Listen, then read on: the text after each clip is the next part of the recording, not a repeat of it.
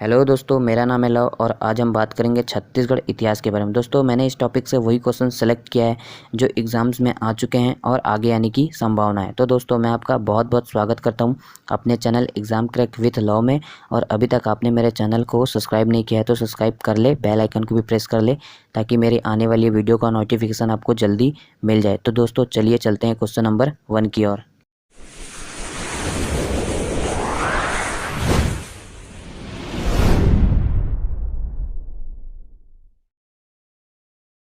दोस्तों, question number 1 है, स्थापना के आधार पर छत्तीसगढ़ का भारत के राज्यों में कौन सा क्रम है।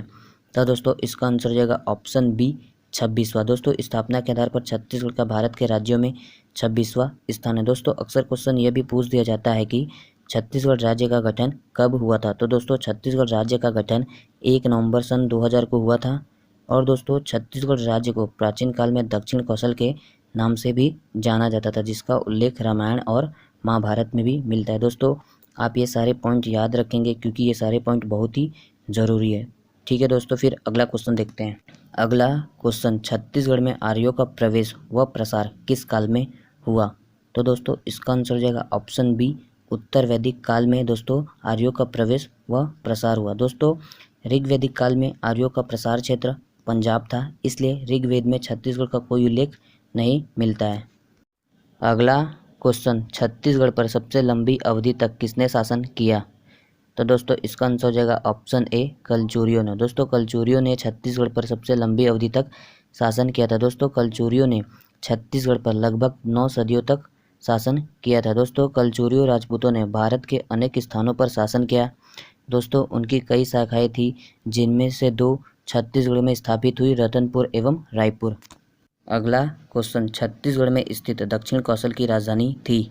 तो दोस्तों, इसका आंसर हो जाएगा ऑप्शन बी श्रावस्ती। दोस्तों, छत्तीसगढ़ में स्थित दक्षिण कौशल की राजधानी श्रावस्ती थी। दोस्तों, बौद्ध रचना अंगुत्तर निकाय एवं जैन रचना भगवती सूत में 16 महाजनपदों का उल्लेख मिलता है।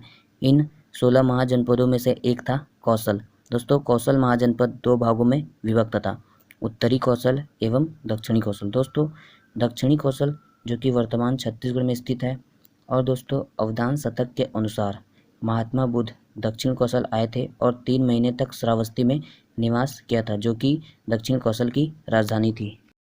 अगला क्वेश्चन, भारत की सबसे प्राचीन नाट्यशाला पाई जाती है। तो दोस्तों, इसका आंसर हो जाएगा ऑप्शन ए सीताबोंगरा गुफा में भारत की सबसे प्राचीन नाट्यशाला पाई जाती है। दोस्तों, सीताबोंगरा गुफा और जोगीमारा गुफा दोनों ही सरगुजा जिले के रामगढ़ के निकट स्थित है। अगला क्वेश्चन, सातवाहन नरेश अपीलक की एकमात्र मुद्रा रायगढ़ जिले के किस स्थान से प्राप्त हुई। तो दोस्तों, इसका आंसर हो जाएगा ऑप्शन बी बालपुर। दोस्तों, अपीलक के मुद्रा की प्राप्ति से इस काल में यहाँ तत्कालीन सातवाहन के अधिकार की पुष्टि होती है। दोस्तों, सातवाहन काल में भारत का व्यापार रोम से होता था। रोम के सिक्के बिलासपुर और चक्रबेड़ा से प्राप्त हुए। इससे सिद्ध होता था कि उन दिनों बिलासपुर काफ़ी प्रसिद्ध था। अगला क्वेश्चन, बस्तर के कोरापुट क्षेत्र के नल नागवंश का संस्थापक कौन था। तो दोस्तों, इसका आंसर हो जाएगा ऑप्शन बी सिसुक। दोस्तों, बस्तर के कोरापुट क्षेत्र के नल नागवंश का संस्थापक सिसुक था। दोस्तों, नल वंश वाकाटक वंश का समकालीन था। इसका शासन 290 ईसा पूर्व से 960 ईसा पूर्व तक चला और कलचुरियों के आक्रमण के पश्चात इस वंश का अंत हो गया। अगला क्वेश्चन, कांकेर के सोमवंश का संस्थापक कौन था। तो दोस्तों, इसका आंसर हो जाएगा ऑप्शन ए सिंहराज। सिंहराज कांकेर के सोमवंश का संस्थापक था। दोस्तों, सिंहराज का उत्तराधिकारी व्याघ्रज था। इसके पश्चात वोपदेव को राजा बना दिया गया और वोपदेव के राजा बनाने के पश्चात यह वंश 3 शाखाओं में विभाजित हो गया था। अगला क्वेश्चन, किस पांडुवंशी शासक का शासनकाल दक्षिण कौशल का स्वर्णकाल कहलाता है। तो दोस्तों, इसका आंसर हो जाएगा ऑप्शन ए महाशिवगुप्त बाला अर्जुन का शासनकाल दक्षिण कौशल का स्वर्णकाल कहलाता है। दोस्तों, सरबपुरी वंश की समाप्ति के बाद पांडुवंशियों ने अपने वंश की स्थापना की और पांडुवंशी ने सिरपुर को अपनी राजधानी बनाई। पांडुवंश 2 शाखाओं में विभाजित थी। मुख्य शाखा दक्षिण कौशल में स्थित थी और दूसरी शाखा मैकल अमरकंटक के पास स्थित थी। दोस्तों, महाशिवगुप्त की राजमुद्रा पर नदी की आकृति बनी हुई है, जिसे परम महेश्वर कहा गया। अगला क्वेश्चन, सिरपुर के किस पांडुवंशी शासक ने सकल कोसलाधिपति की उपाधि धारण की थी। तो दोस्तों, इसका आंसर हो जाएगा ऑप्शन सी महाशिव तीवरदेव। दोस्तों सिरपुर के महाशिव तीवरदेव ने सकल कोसलाधिपति की उपाधि धारण की थी और ये नन्नराज के पुत्र थे। और दोस्तों इनका काल पांडुवंशी सत्ता का उत्कर्ष काल कहा जाता है। दोस्तों महाशिव के 3 ताम्रपत्र प्राप्त हुए थे। राजिम और बालोद में प्राप्त हुए ताम्रपत्र इनके पराक्रम का संकेत भी देते।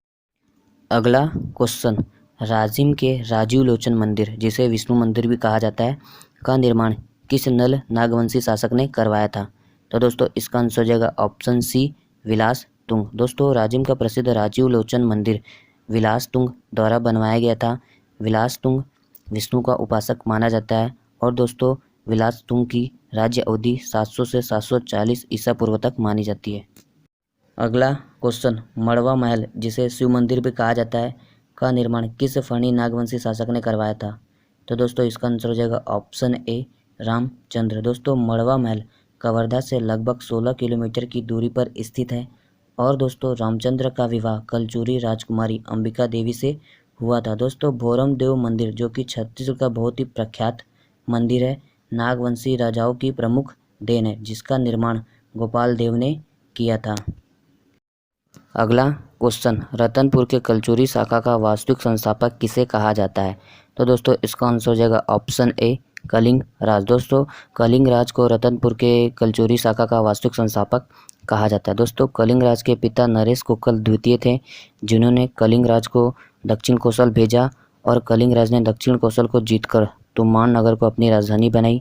दोस्तों कलिंग राज के बाद उसका पुत्र तुम्बाड़ नगर का शासक बना था। अगला क्वेश्चन, किस कलचुरी शासक ने तुम्बाड़ के स्थान पर रतनपुर को अपनी राजधानी बनाई? तो दोस्तों इसका आंसर हो जाएगा ऑप्शन सी, रत्नराज, जिन्हें रत्नदेव प्रथम भी कहा जाता है। जैसे कि दोस्तों मैंने पिछले क्वेश्चन में बताया था, कलिंग राज के बाद उसका पुत्र कमलराज तुम्बाड़ का शासक बना और कमल राज के बाद उसका पुत्र रत्नराज तुम्बाड़ का शासक बना। दोस्तों रत्नराज ने मणिपुर नामक प्राचीन ग्राम को नगर के रूप में परिवर्तित कर उसे रतनपुर नाम दिया और अपनी राजधानी तुम्बाड़ से हटाकर रतनपुर में स्थापित की। इस नए नगर को उसकी समृद्धि के कारण कुबेरपुर, जिसे कुबेर का नगर भी कहा जाता है। अगला क्वेश्चन, किस कलचुरी शासक ने सकल कोसलाधिपति की पदवी धारण की थी? तो दोस्तों इसका आंसर हो जाएगा ऑप्शन बी, पृथ्वीदेव प्रथम ने। दोस्तों रतन राज के मृत्यु के पश्चात उसका पुत्र पृथ्वीदेव प्रथम रतनपुर का शासक बना। उसने अपने राज्य का विस्तार किया और सकल कोसलाधिपति की पदवी धारण की। दोस्तों वह धार्मिक प्रवृत्ति का था, इसलिए उसने अपने शासनकाल में अनेक मंदिरों का निर्माण करवाया था, जिसमें से एक तुम्बाड़ का पृथ्वी देवेश्वर शिव मंदिर है। अगला क्वेश्चन, कलचुरियों की रायपुर शाखा की स्थापना कब हुई? तो दोस्तों इसका आंसर हो जाएगा ऑप्शन सी, 14वीं सदी में कलचुरियों की रायपुर शाखा की स्थापना हुई। दोस्तों इस शाखा के राजा ब्रह्मदेव के 2 शिलालेख रायपुर और खल्लारी से प्राप्त हुए। इन अभिलेखों में लक्ष्मी देव के पुत्र सिंघण तथा सिंघण के पुत्र रामचंद्र का उल्लेख मिलता है। दोस्तों सिंघण द्वारा 18 गढ़ों को जीतने का भी उल्लेख मिलता है। दोस्तों रामचंद्र द्वारा नागवंश के राजा बानिंग देव को पराजित किए जाने का विवरण भी इस अभिलेख में मिलता है। अगला क्वेश्चन, नागपुर के भोसला शासक के सेनापति भास्कर पंत के आक्रमण के समय रतनपुर राज्य का शासक कौन था? तो दोस्तों इसका आंसर हो जाएगा ऑप्शन ए, रघुनाथ सिंह। दोस्तों वर्ष 1741 ईस्वी छत्तीसगढ़ के राजनीतिक इतिहास में परिवर्तन का काल माना जाता है। दोस्तों इस वर्ष कलचुरियों का शासनकाल छत्तीसगढ़ से धीरे धीरे खत्म हो रहा था।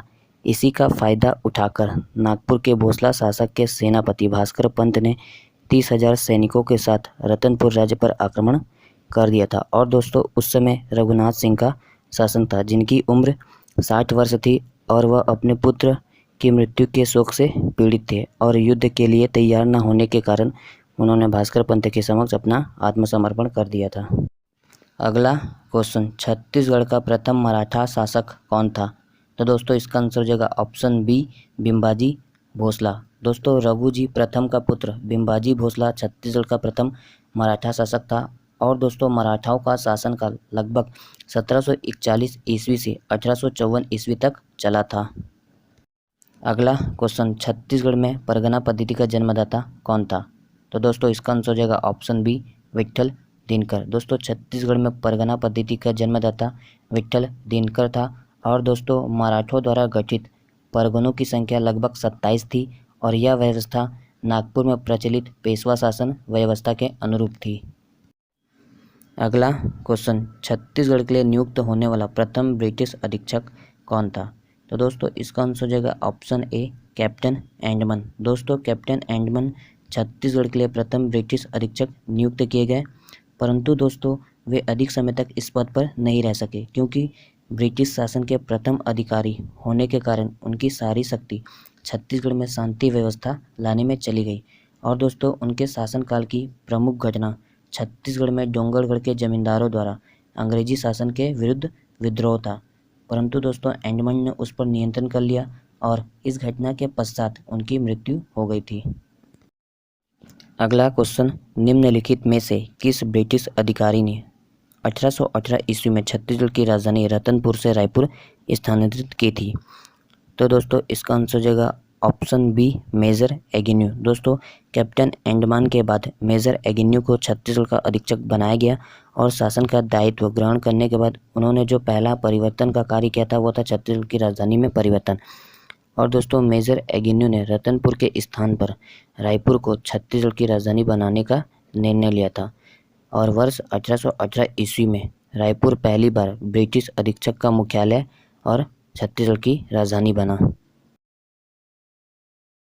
अगला क्वेश्चन, छत्तीसगढ़ के किन क्षेत्रों में नर बलि की प्रथा प्रचलित थी? तो दोस्तों छत्तीसगढ़ में नर बलि की प्रथा बस्तर और करुंद दोनों ही क्षेत्रों में प्रचलित थी। तो दोस्तों इसका आंसर हो जाएगा ऑप्शन सी, ए एवं बी दोनों। अगला क्वेश्चन, छत्तीसगढ़ का ब्रिटिश साम्राज्य में विलय कब हुआ? तो दोस्तों इसका आंसर हो जाएगा ऑप्शन बी, 1854 ईस्वी में। दोस्तों नागपुर के भोसला शासक रघुजी तृतीय का कोई संतान नहीं था, इस कारण नागपुर राज्य को ब्रिटिश साम्राज्य में मिलाने का निश्चय किया गया और मार्च 1854 ईस्वी में नागपुर राज्य को ब्रिटिश साम्राज्य का अंग बना दिया गया। अगला क्वेश्चन, निम्नलिखित में से किस वर्ष छत्तीसगढ़ को मध्य प्रांत का प्रशासकीय संभाग बनाया गया? तो दोस्तों 1862 ईस्वी में छत्तीसगढ़ को मध्य प्रांत का प्रशासकीय संभाग बनाया गया। तो दोस्तों इसका आंसर हो जाएगा ऑप्शन बी, 1862 ईस्वी में। अगला क्वेश्चन, सरगुजा रियासत को किस वर्ष छत्तीसगढ़ में शामिल किया गया था? तो दोस्तों इसका आंसर हो जाएगा ऑप्शन सी, 1906 ईस्वी में। दोस्तों वर्ष 1906 ईस्वी में नया परिवर्तन है जिसके अनुसार सरगुजा रियासत को छत्तीसगढ़ में शामिल किया गया और छत्तीसगढ़ में 3 जिले रायपुर, बिलासपुर और दुर्ग निर्मित किए गए। तो दोस्तों अगर मेरी वीडियो आपको पसंद आई हो और आप चाहते हो मैं ऐसी ही वीडियो आपके लिए बनाता रहूं तो दोस्तों मेरे चैनल को सब्सक्राइब कर दीजिए, बेल आइकन को भी प्रेस कर दीजिए ताकि मेरे आने वाले वीडियो का नोटिफिकेशन आपको जल्दी मिल जाए। तो दोस्तों हम मिलते हैं अगली वीडियो में।